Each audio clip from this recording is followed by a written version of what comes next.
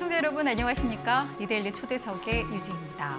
금융회사가 파산 등으로 예금을 지급할 수 없는 경우에 대비해서 예금의 지급을 보장하는 제도가 있습니다. 바로 예금자 보호제도인데요. 이 제도를 주관하는 예금보험공사는 국내 금융산업의 위기관리 기구로서의 역할을 수행하고 있습니다. 특히 최근에는 공공기관으로서 사회적 책임을 다하기 위해 노력을 하는 모습들이 저희들에게 비춰지고 있는데요. 오늘은 위성백 예금보험공사 사장을 모시고 조금 더 자세히 이야기 나눠보도록 하겠습니다. 사장님 안녕하세요. 네, 안녕하세요. 우리 사장님께서 네. 취임하신 게 엊그제 같은데 벌써 1년 8개월이 지났습니다. 네. 그렇죠? 그래서 우리 사장님을 통해서 예금보험공사가 어떤 업무를 수행하는지 설명을 좀 듣고 싶어요. 말씀해 주시죠. 네, 네. 저희들이 IMF 금융위기가 있었죠. 이때 저희들은 우리 은행도 망할 수가 있고 그리고 예금도 잃을 수가 있다라는 그런 충격을 경험한 바가 있습니다. 이렇게 금융기관이 만약에 파산하게 되면은 저희 예금보험공사가 나서서 예금을 대신 지급을 해줘서 예금자를 보호해 주는 것이 저희들의 가장 중요한 역할입니다. 그리고 이 파산한 금융기관을 저희들이 인수해서 자산을 해소하는 그런 역할을 하고 있고요. 그리고 평상시에는 부실 금융기관이 발생하지 않도록 모니터링하고 또 지도하는 역할도 함께 하고 있습니다. 정말 중요한 역할을 수행하는 우리 기관이다라고 할 수가 있겠는데 또 지난해부터 차고송금 구제 제도 도입에 대한 이야기가 좀 나오면서 사실 많은 분들이 관심을 갖고 있는데요. 현재 지금 어떻게 진행이 되고 있는 상황인가요? 먼저 이제 차고송금 구제에 대해서 간단하게 설명을 드리면은 인터넷이 발달하면서 저희들이 편리함을 추구하다가 보니까 차고송금이 많이 발생하고 있습니다. 아마 IT 발달의 어떤 부작용이라고 생각이 되는데요. 작년 한 해 동안 약 15만 건, 3천억 정도가 차고송금이 발생했고, 그리고 그 중에 절반이 돌아오지 않았습니다. 이제 반환되지 않는 돈에 대해서 송금인이 이제 반환을 받으려고 하면은 소송을 할 수밖에 없습니다. 근데 일반인들이 소송에 대한 지식도 부족하고 그리고 소송을 하려고 하면은 시간과 비용이 많이 소요되거든요. 그래서 저희 예금보험공사가 나서서 이 송금을 받은 사람의 연락처를 확보해서 예금보험공사가 반환을 안내하는 이제 그런 기능을 하는 것이 차고송금 구제 제도입니다. 네네. 그러면 이게 언제부터 도입이 되는 거예요? 그러니까 진행 상황이 상당히 좀 궁금하거든요. 예. 이제 예보가 이런 역할을 하려면은 예금보험공사가 이 수취인의 연락처를 받을 수 있는 이런 내용이 법으로 법제화가 돼야 되거든요. 이 법 개정안이 국회에서 통과돼야 되는데 아직 국회 통과가 되지 않아서 저희들이 시작을 하지 못하고 있습니다. 이게 뭐 20대 국회에서는 결국은 이제 뭐 자동 폐기된 상황인 것 같은데 이게 좀 하루빨리 법제화가 되어서 우리 예보가 또 국민들을 위해서 예금자들을 위해서 좀 좋은 일들을 수행하게 됐으면 바랍니다. 그리고 제가 지난 4월쯤에 한 기사를 뭐 많이들 보도가 됐는데 우리 사장님께서 한 미용실을 방문해서 뭐 이렇게 머리도 자르고 뭐 이렇게 많은 격려와 위로를 주셨다고 했는데 이게 사연이 있는 미용실이라고 들었어요. 그러니까 예보를 통해서 재기에 성공했는데 뭐 최근에 다시 뭐 힘들어지는 뭐 이런 사례였다라고 들었는데 아니 이 어떤 스토리가 있었고 그리고 우리 예보에서 이런 취약계층의 경제적 재기를 위한 업무 수행도 하는 건지 저 정말 궁금했거든요. 이제 저희 예금보험공사가 옛날에 조그만 저축은행들을 많이 인수를 했거든요. 그러면서 저축은행들이 대출해 놓았던 이런 자금들, 그 자금을 대출 자금을 해소하는 기능도 저희들이 함께 하고 있습니다. 근데 그 당시에 저축은행들이 이 자영업자나 아주 취약계층에 대해서도 지원을 많이 했었는데 이 채무자들 중에 자기 능력으로 도저히 상환을 할 수가 없어가지고 몇 년 동안 못 갚고 연체하고 신용불량자가 되는 이제 그런 사람들이 많이 있습니다. 그래서 이런 사람들을 조사해가지고 도저히 갚을 수 없는 사람이다. 그러면서 이 채무 때문에 경제적 재기도 못한다. 이런 사람들을 가려내가지고 자기 능력으로 갚을 수 있는 한도 내에서 갚도록 채무 금액을 조정을 저희들이 해주었습니다. 그리고 채무 조정만으로 이제 끝나면은 경제적 재기가 어려운 사람들이거든요. 그래서 저희들이 이 서민금융진흥원을 통해서 다른 경제적인 재기를 할 수 있도록 또 알선을 해주고 금융지원 알선해주고 그다음에 또 고용부하고 연결해서 이제 취업 알선 또 교육도 시켜주고 해가지고 재기에 성공한 사람들이 이제 많이 나왔습니다. 그래서 아까 말씀하신 미용실은 네. 채무 조정을 받고 경제 재기에 성공해서 그 미용실을 성공적으로 이제 꾸려나가고 있는 분이라서 저희들이 격려차 방문을 했습니다. 근데 또 코로나19 때문에 혹시라도 네. 또 어렵지 않을까 그래서 한번 또 확인도 하실 겸 하신 것 같은데 그럼 지금 헤어스타일이 그때 좀 손을 봤던 머리인가요? 그때 보고 나서 그 다음에 이제 다른 미용실에서 그대로 해달라고 그랬습니다. 너무 예뻐가지고 좀 봤습니다. 그리고 예보가 사실 그런 것뿐만 아니라 보유한 부동산도 공익 목적으로 또 활용한 사례도 있다고 들었거든요. 그건 어떤 사례인가요?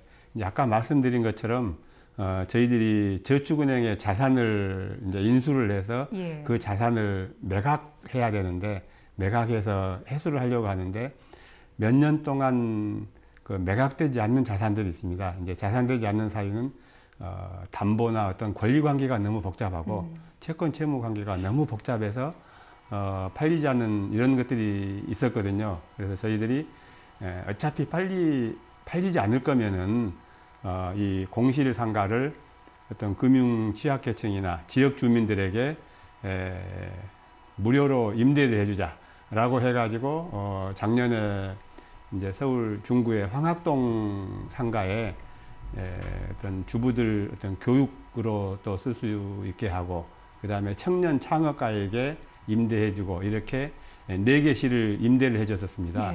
이제 무상으로 저희들은 임대를 해줬었는데 뜻밖의 성과를 저희들이 가졌어요. 그게 뭐냐면은 그 상가가 이제 10몇 개 상가가 공실이었었는데 4개 상가를 저희들이 내주니까 그 4개 상가 때문에 사람들이 그 건물로 몰려들었거든요. 그러다가 보니까 거기가 좀 번화가처럼 되고 다른 상가들이 전부 매각이 됐습니다. 다 분양이 됐어요.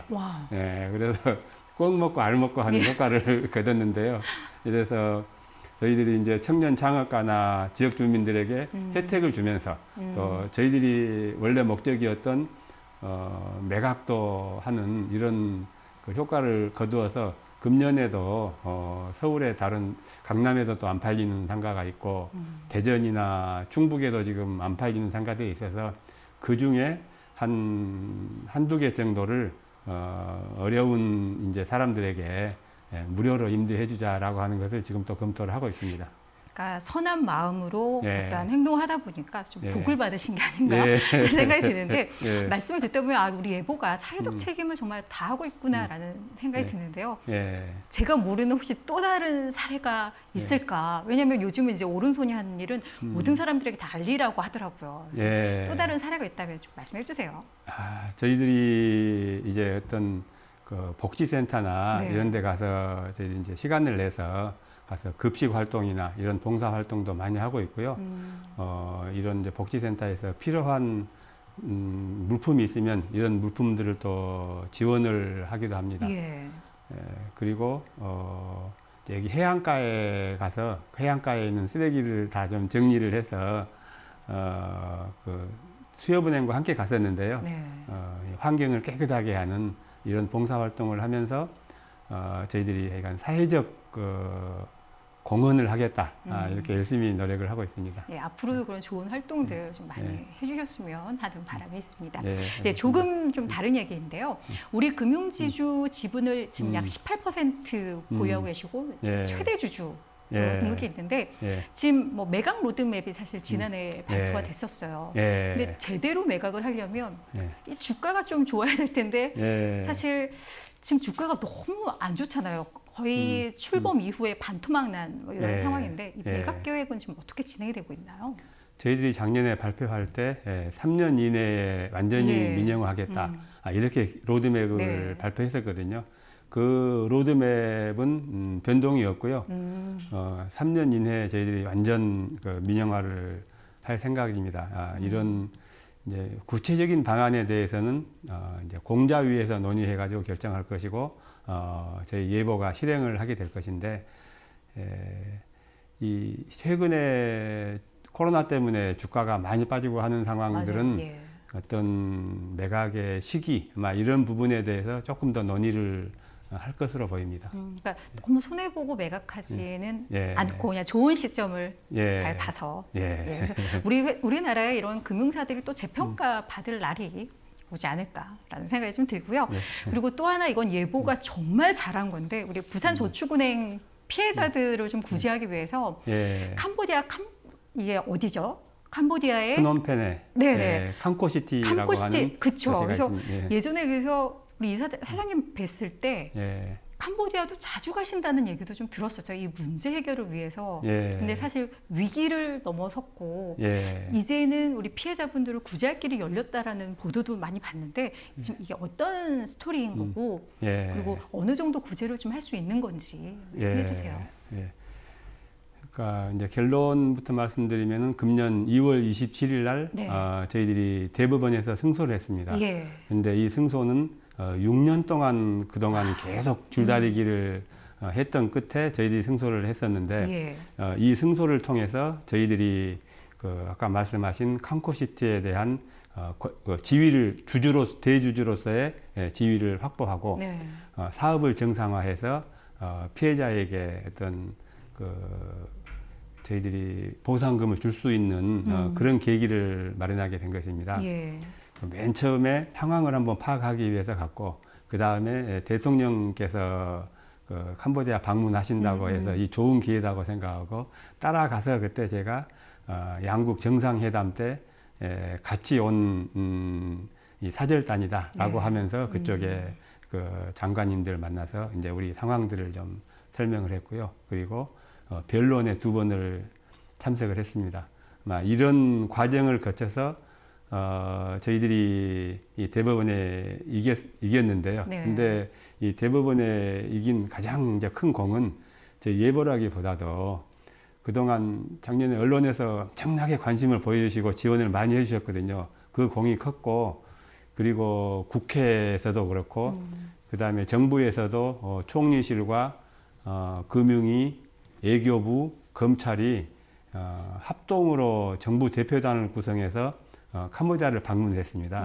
캄보디아를 방문해서 이거는 한국 정부로서 아주 중요한 업무이기 때문에 캄보디아 정부가 협조를 해달라 이런 요청을 하고 해서 아마 그 많은 분들이 도와주셔가지고 이 성공을 했었던 것 같습니다. 지금 공을 뭐 국회, 정부, 언론에 돌리셨지만 사실 이들이 이렇게 움직일 수 있었던 것은 사장님이 이들을 만날 때마다 이 문제를 늘 강조하셨거든요. 저 예전에 1년 전에 뵀을 때도 거의 1시간 동안 이 얘기만 하셨던 기억이 나요. 그래서 사실 우리 사장님께서 많이 애쓰신 결과라는 건 뭐 많은 사람들이 알 거라고 믿고 있습니다. 제가 이제 설명을 하면은 누구든지 다 중요하다는 거는 바로 이해를 하시고 전부 모두 힘을 합쳤습니다. 그래서 정말 애쓰셨고 마지막까지 매듭을 좀 잘 지으셨으면 좋겠습니다. 그리고 사실 이제 예보의 가장 핵심적인 게 예금자 보호제도인데 이게 한도가 5천만 원이에요. 근데 이게 지금 20년간 5천만 원으로 정해져 있는데 우리나라의 경제 규모라던가 뭐 물가 상승 이런 걸 고려할 때 이거 좀 높여야 되지 않을까에 대한 이야기들이 좀 많은데요. 어떻게 생각하세요?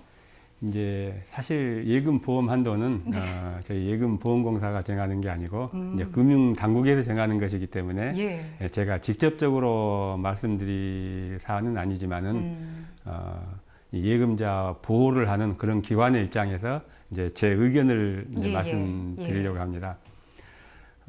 예금 보호 한도를 상향을 하게 되면은 예보료 인상이 따르게 됩니다. 그래서 서로 이제 날개의 양면인데요. 예보료를 인상을 하게 되면 업권에 부담이 생기고, 그리고 업권별로 이해관계가 아주 상충이 되어서 어떤 업권에서 다른 업권으로 예금이 이동하는 그런 효과도 초래를 하기 때문에 있던 업권 간의 이해관계까지 고려해서 아주 신중하게 검토가 돼야 되고요.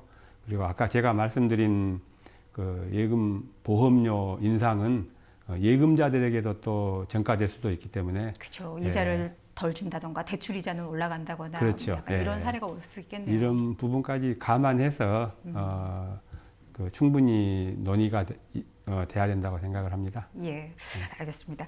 뭐 지금 나왔던 얘기인데 예. 사실 그 예보료 관련해서 예. 지난해 보험사들과 저축은행들이 진짜 우리가 이 예보료 내다가 망한다 이런 말을 정말 많이 했어요. 그래서 좀 깎아달라 저도 관련 기사를 좀 쓴 기억이 있는데 이 부분은 지금 좀 어떻게 진행이 되고 있나요?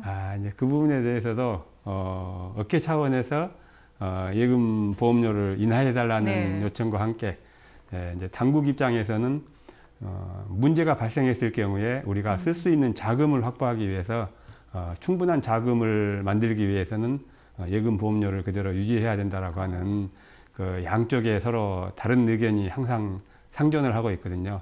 근데 사실 저축은행 같은 경우에는 아직도 나중에 비상시에 쓸 수 있는 이런 기금을 확보하지 못하고 있고요. 전에 발생했던 그런 피해 자금 그냥 메꾸는데 지금 급급하고 있고, 그다음에 보험업계도 과거에 저희 예보가 지원했던 그 금액보다도 충분한 금액을 확보하지 못하고 있는 상태입니다. 그래서 택도 없는 소리다. 어쨌든 또 이제 업계가 있기 때문에 어떤 보호 한도의 필요성 그리고 업계의 부담 이런 것들을 감안해서 앞으로 계속 서로 좀 토론을 하면서 또 중간 지점을 찾을 필요가 있는 것 같습니다. 앞서 이제 예보에서 많은 저축은행들을 인수했다라고 말씀을 하셨었는데 그게 이제 저축은행 사태 때 그런 다 예금자 보호해주고 이러면서 이제 부실했던 금융사들을 이제 인수하는 과정에서 했던 거잖아요. 근데 이제 그들이 지금 이제 우리 예보료 깎아줘 하니까 예보 입장에서는 아직 해결할 게 많은데 뭐 이런 입장이신 것 같아요. 문제가 생길 때 돈이 많이 들어가거든요. 그쵸. 저희들이 그 예환위기 때 약 160조 원이 들어갔고요. 그다음에 2011년에 저축은행 사태가 발생했을 때도 27조 원이 들어갔습니다. 그런 부분들이 아직 다 해소를 못하고 있거든요. 알겠습니다. 그리고 예보가 참 오랜 기간 동안에 RRP 제도, 그러니까 뭐 회색 정상화 계획 이 부분도 도입돼야 된다라는 필요성을 계속해서 요구를 하고 있는 것 같은데 이게 몇 년째 그냥 제자리 걸음인 것 같아요. 그래서 이게 RRP 제도 하면 뭐 대형 금융회사들의 유언장이다 뭐 이렇게도 알려져 있는데 이게 어떤 제도고 왜 도입돼야 되는지 이 부분도 좀 말씀해 주셔서 이게 빨리 우리나라에 좀 정착이 왜 돼야 하는지에 대해서 좀 설명 좀 해주세요. 그러니까 전 세계적으로 저희들이 이제 금융위기를 경험을 했었는데 작은 중소형 금융회사보다도 대형 금융회사가 만약에 파산할 경우에 이게 금융시장에 미치는 영향이 너무 크고 국가 경제에 미치는 영향이 크기 때문에 이 대형 금융회사에 대해서는 특별히 만약에 부실이 발생했을 경우에 이 대형 금융기관은 어떻게 행을 하겠다. 이 계획을 미리 만들어 놓아라 라고 하는 것이고요. 그리고 그래도 부실이 발생할 경우에 정리당국은, 그러니까 예보와 같은 정리당국은 이 대형 금융회사를 어떻게 정리하겠다. 이 정리 계획을 만들어 놓아라 라고 하는 게 RRP 제도거든요. 그래서 이 제도는 그 우리나라만이 추진하고 있는 게 아니고 선진국들은 대부분이 다 지금 현재 도입을 하고 있습니다. 이 선진 금융국들 FSB라는 이제 국제기구가 있는데 여기에 24개국이 있어요. 24개국 중에서 20개국이 이미 도입을 해놓은 그런 제도이기 때문에 저희들도 빨리 제도를 도입을 해서 이 은행들도 준비를 하고 저희들도 준비를 하는 그런 내용이 필요합니다. 그리고 지금 코로나19 사태가 사실 마무리 국면이 안 보여요. 이게 계속해서 확산 국면인 것 같은데 이게 이제 금융위기로 넘어갈 수도 있다라는 이제 위기론들도 좀 나오는 것 같은데 어떻게 보면 최악의 경우겠지만 이 상황에 대비해서 혹시 예보도 어떠한 준비 작업을 좀 하고 있는 게 있나요? 그 위기라는 것은 사실 이제 언제 올지 모르거든요. 그래서 저희들은 언제나 이제 위기에 대비해서 준비를 하고 있는데 저희들이 이 금융위기 때나 그다음에 저축은행 사태 때 경험이 있는데 이제 이때 경험을 살려서 만약에 위기가 올 경우에 저희들이 어떻게 대응한다 이런 대응 매뉴얼을 만들어서 지금 계속 이제 보완 작업을 하고 있습니다. 위기 대응 매뉴얼을 이제 완성해 나가는 것이 이제 첫 번째 일이고요. 그리고 두 번째는 그 이후에 저축은행 사태 이후로도 지금 이제 한 8, 9년이 지났거든요. 그러면은 그때 경험했던 직원들이 이제 많이 퇴사를 했고, 그리고 새로운 직원들이 많이 들어왔는데 이 직원들이 이제 경험이 좀 부족하고 또 지식도 부족할 수 있기 때문에 저희들이 매주 옛날에 실제 상황을 문제로 만들어서 직원들과 함께 정리 훈련을 하고 있습니다. 그러니까 그렇게 준비를 하고 훈련을 하는 게 실제 위기 때 큰 효과를 발휘할 수 있나 봐요. 그때 이제 그 훈련한 내용을 가지고 저희들이 실제로 적용을 할 수가 있는 거죠. 사실 그 RRP도 같은 맥락에서 상당히 좀 중요한 거라고 할 수 있겠죠. 자, 그리고 우리 사장님께서 가끔 조직 경영에 대한 말씀을 하실 때 수평적 소통, 양성 평등 이 부분을 상당히 좀 강조하시는 걸로 알고 있습니다. 그래서 그런 맥락에서 이 조직의 바람직한 모습 어떤 걸지 좀 궁금해요. 지금 밀레니엄 세대들이 많이 들어오고 있고 그리고 여성의 사회 진출도 아주 많아서 저희 예금보험공사에도 젊은층 그다음에 이제 여성 직원들 아주 많거든요. 이때 서로의 어떤 가치관이나 생각도 다를 수 있는데 저는 이제 가장 조직 문화에서 중요한 거는 서로를 이해하고 그리고 어떤 의사결정들을 토론을 통해서 결정해 나가는 그런 조직 문화가 필요하고 바람직하다고 생각을 하고 있습니다. 그런 조직으로 또 이끌기 위해서 노력하고 계시고요. 그래서 저희들이 어떤 이제 제도 개선 검토할 때도 직원들 토론회를 통해서 항상 서로 의견을 모으고 있고요. 그리고 청년 플랫폼에서 아주 그 새로운 직원들 모아가지고 청년 이사회를 하나 만들어서 또 그 의견을 또 듣고 있습니다. 거기서 좋은 의견들이 좀 많이 나와요? 기발한 내용들이 또 많이 나오죠.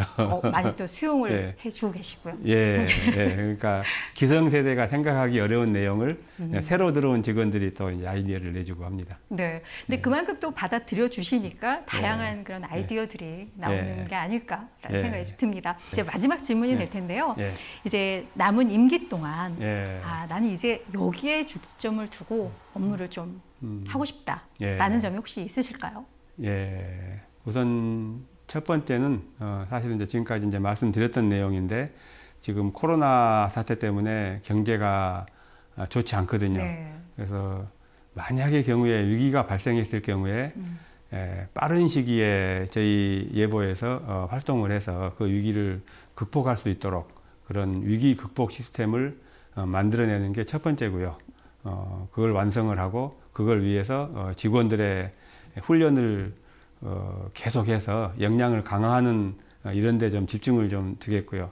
그리고 두 번째는 저희들이 사회공헌 활동을 통해서 사회적 책임을 다하고 있는데 이 부분을 더 확대해서 저희들이 국민과 함께 가는 그런 예금보험공사가 되도록 하겠습니다. 오늘 사실 인터뷰를 진행하면서 예보가 제가 알지 못하는 정말 좋은 일들을 선한 일들을 참 많이 하는구나를 이렇게 저도 들으면서 참 뿌듯했습니다. 그래서 정말 잘 조직이 더 잘 됐으면 좋겠고요. 말씀하셨던 부분들 앞으로 잘 이루시고 또한 법으로 막혀 있는 부분이 조만간 잘 해결됐으면 하는 바람을 저도 이야기를 하면서 여기서 마무리를 짓도록 하겠습니다. 사장님 오늘 고맙습니다. 감사합니다.